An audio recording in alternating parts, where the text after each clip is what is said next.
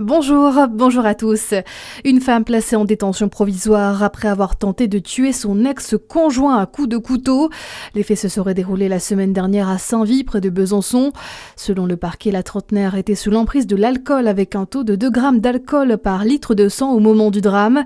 Si aucune plainte ou signalement récent ont été réalisés, la femme dit être victime de violences de la part de ce dernier. Son conjoint qui a été blessé au thorax puis transporté au CHU de Besançon. L'enquête se poursuit. C'est un fait très rare. Un silure d'1,50 m et d'au moins 80 kg a été repêché par les services de la métropole de Dijon ce matin, au niveau du quai François Galliot. Le poisson était déjà mort lors de sa pêche. Il a été repêché avec une corde. Des lynx seront relâchés en France en 2025. C'est la nouvelle qui ravit les associations environnementales. On en compte actuellement entre 150 et 200 sur le territoire, dont la grosse majorité dans le massif du Jura. Mais leur faible diversité génétique n'est pas la seule menace qui pèse sur leur survie, selon Natacha Bigan, vice-présidente de l'association Férus, association de protection et de conservation de l'ours, du loup et du lynx en France. Les causes identifiées qui sont les plus importantes, ce seraient les collisions routières. Donc on en entend très régulièrement parler. On est sur des chiffres à peu près de 20 lynx tués chaque année. Et la troisième menace, qui est beaucoup plus difficile à quantifier parce que très difficile à analyser, c'est les destructions illégales, ce qu'on appelle communément du braconnage.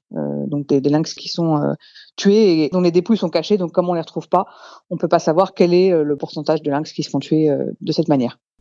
Le relâché permettrait d'augmenter le nombre de lynx selon l'association, tant que l'État met en place les mesures nécessaires pour limiter ces causes de mortalité.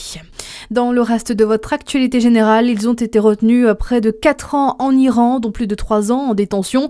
Cécile Collère et Jacques Paris sont de retour en France. Ils ont atterri ce matin à l'aéroport de Roissy. On le rappelle, les deux Français avaient été arrêtés en mai 2022 en Iran. Ils avaient été condamnés en octobre 2025, notamment pour espionnage. Le couple doit être reçu aujourd'hui par Emmanuel Macron à l'Élysée. Emmanuel Macron qui a salué l'annonce d'un cessez-le-feu entre l'Iran et les États-Unis. Une très bonne chose pour le président qui s'est exprimé ce matin avant la tenue d'un conseil de défense. Washington et Téhéran ont conclu un arrêt des hostilités de 2 semaines en échange d'une réouverture du détroit d'Ormuz.